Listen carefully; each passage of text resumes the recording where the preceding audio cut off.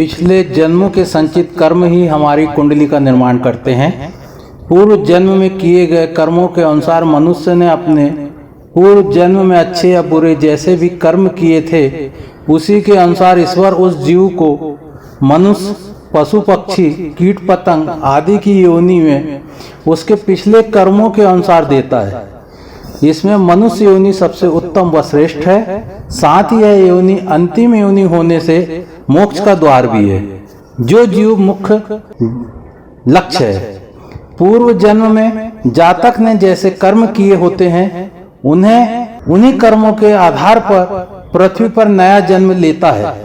उसी के आधार पर भगवान उसे परिवार व सगे संबंधी देता है। जातक अपने पूर्व जन्म के कर्मों की पोटली को लेकर आता है और यह जन्म प्राप्त करता है। जन्म के समय बनी कुंडली किसी पंडित जी द्वारा तैयार की गई कोई ऐच्छिक दस्तावेज या सहज चार्ट नहीं होता है, बल्कि हमारे पिछले जन्म के कर्म के आधार पर ग्रह और ग्रहों की स्थिति का असल चित्रण होता है और आवंटन होता है। यह केवल पिछले जन्म का परिणाम नहीं, बल्कि हमारे 108 पिछले जन्मों का इतिहास होता है। अब चूंकि पिछला जन्म बीत चुका है और यह निश्चित या अडिग है, तो आप इसे बदल नहीं सकते, यानी स्वयं कुंडली के निर्माता भी नहीं बन सकते। आपकी जन्म कुंडली आपके पूर्व जन्मों या जन्मों के आधार पर दिया गया स्पष्ट निर्णय है। अब ये कर्म दोषपूर्ण थे या अच्छे थे, जो कर्म आपको पिछले जन्म में अस्वीकार, हमारे वर्तमान के कर्म महत्वपूर्ण भूमिका निभाते हैं। प्रत्येक कुंडली में नकारात्मक और सकारात्मक दोनों ग्रह हैं, लेकिन परिणाम वास्तव में निर्भर करते हैं कि हम उन्हें वर्तमान जीवन में कर्मों के साथ कैसे चलाते हैं। कई बार अधिकांश नकारात्मक ग्रह सर्वोत्तम परिणाम दे सकते हैं और कई बार हम सर्वश्रेष्ठ योगों को सक्रिय व फलवान करने में विफल हो जाते हैं और उन्हें बेहतर परिणाम से वंचित रहते हैं। हमारे पिछले कर्मों से सीख लें, मार्गदर्शन लें कि हमारे वर्तमान जन्म कर्मों को कैसे प्रतिबंधित करें, और न केवल प्रतिबंधित करें बल्कि अपने वर्तमान में सुधार भी करें और अगले जन्म के लिए नींव रखें। यदि आप मोक्ष द्वार पर नहीं हैं, तो कुंडली या इसके ग्रह की स्थिति को में पुरस्कार एक अनाथ का किसी अमीर परिवार द्वारा अपनाया जाना और किसी को अचानक हानि, अचानक मृत्यु, असाध्य रोग हो जाते हैं। किसी को भी लगातार स्वास्थ्य संबंधी समस्याएं होना यह दर्शाता है कि व्यक्ति ने दूसरों के साथ अत्याचार किया होगा या बहुत बुरा व्यवहार किया था।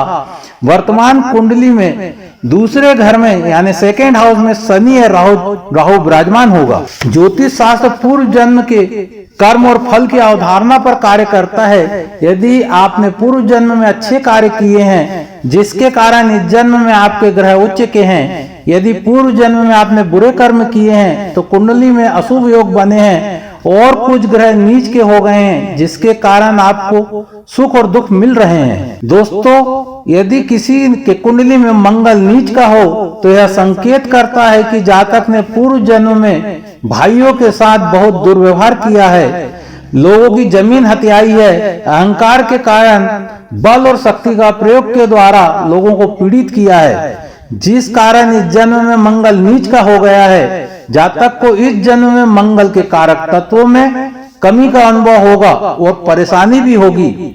यदि आपकी कुंडली में शुक्र नीच राशि में बैठा है, तो यह कहें कि कन्या राशि में बैठा है, तो यह बताता है कि पूर्व जन्म में आपने धन का दुरुपयोग किया है, आपने स्त्रियों के साथ गलत व्यवहार किया है, आपने स्त्रियों को दैहिक और दैविक रूप से बहुत परेशान और अपमानित किया है, प्रकृति को काफी नुकसान पहुंचाया है, जिसके कारण इस जन्म में आपको धन की कमी और दाम्पत्य कला भोगना पड़ेगा। यदि आपकी कुंडली में बुध कमजोर हो, तो नीच राशि का हो, तो यह बताता है कि पूर्व जन्म में आपके द्वारा मित्रों के साथ धोखा किया गया है, आपने बुद्धि के द्वारा लोगों को मूर्ख बनाया है, आपने अपनी विद्या बुद्धि का गलत उद्देश्यों में प्रयोग किया है। इस कारण इस जन्म में छोटे भाई, मित्र, विद्या, बुद्धि, वाणी में कमी का एहसास करेंगे। यदि आपका गुरु नीच राशि में हो यानी मकर राशि में हो, तो आपके द्वारा पूर्व जन्म में ईश्वर का बहुत अपमान किया गया है, आपके द्वारा कहीं ना कहीं धर्म की निंदा की गई है, आपके द्वारा पूर्व जन्म में पूर्वजों का सम्मान नहीं किया गया है, आपके द्वारा गुरुओं का अपमान किया गया है, जिसके कारण इस जन्म में आपको मान सम्मान में कमी का अनुभव होगा। यदि आपका चंद्रमा कमजोर है, नीच राशि का है, तो पूर्व जन्म में आपके द्वारा स्त्री की कुंडली में मंगल नीच का है, तो पूर्व जन्म में स्त्री द्वारा पति को बहुत पीड़ा पहुंचाई गई है, लोगों की जमीन भी हड़पी गई है, जिस कारण इस जन्म में पति के सुखों की कमी होगी। आपकी कुंडली में शुक्र के साथ केतु बैठा हो तो पूर्व जन्म में आपके द्वारा धन का उपयोग परोपकार में किया गया है, किंतु अच्छे भाव को ध्यान में रखकर नहीं किया गया है।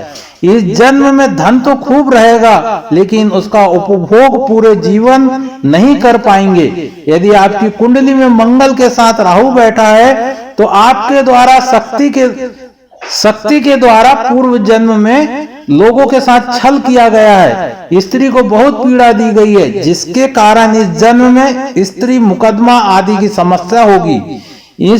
इन सभी समस्याओं का समाधान ज्योतिष में प्रायश्चित कर्म के द्वारा बताया गया है। जैसे कि आपने माता का अपमान किया है तो इस जन्म में आपके द्वारा माता की सेवा करनी चाहिए, चंद्रमा अच्छा फल देगा। यदि आपका सूर्य नीच का है, आपको सरकारी सामानों का, सरकारी धन का दुरुपयोग नहीं करना चाहिए।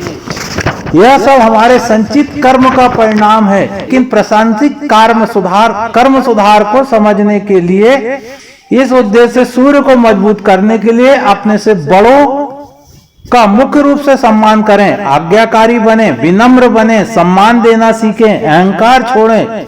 शुक्र से संबंधित मामलों से छुटकारा पाने के लिए अपनी पत्नी को सही तरीके से सम्मान दें। बृहस्पति आपको परेशान कर रहा है तो अपने शिक्षकों और बुजुर्गों को सम्मान दें। ईश्वर को प्रसन्न करने के लिए अपनी बुद्धि, अच्छे कर्मों को बढ़ाने के लिए अनुष्ठानों का पालन करना, रत्न धारण करना, हवन करना, यज्ञ करना, दान देना आदि सभी अनुष्ठानों को करने से देवता प्रसन्न नहीं होते। इस तरह अगर किसी की कुंडली में पितृ दोष है तो बेहतर हो सकता है कि आप अपने माता पिता को खुश रखें, उनके साथ रहें, उनकी अच्छी देखभाल करें, उनके अधूरे कार्यों को और दायित्वों को पूरा करने की कोशिश करें। यह श्राद्ध या अन्न में केवल ब्राह्मणों को खाना खिलाने, दान करने, बोध गया का दौरा करने की तुलना में पितृदोष के प्रभाव को कम करने में मदद करेगा। इसलिए पिछले जन्मों के आधार पर आवंटित ग्रहों की स्थिति से सीख लेना, नकारात्मक ग्रहों को प्रभाव को दूर शांत रखने के लिए सकारात्मक रूप वाले योगों को सक्रिय करने के लिए वर्तमान कर्मों का सुधार करें। इससे न केवल अपने वर्तमान को अच्छा करें बल्कि आने वाले अगले जीवन के लिए भी अच्छी कुंडली का आधार बनाएं। दोस्तों, हमारी यह जानकारी कैसी लगी हमें कमेंट बॉक्स में जरूर बताएं। आप हमारे चैनल पर नए आए हैं तो इसे सब्सक्राइब करें और साथ में बेल आइकन भी दबाएं ताकि आपको ऐसे रोचक जानकारी वीडियो का नोटिफिकेशन मिलती रहे। धन्यवाद। आपका दिन शुभ हो।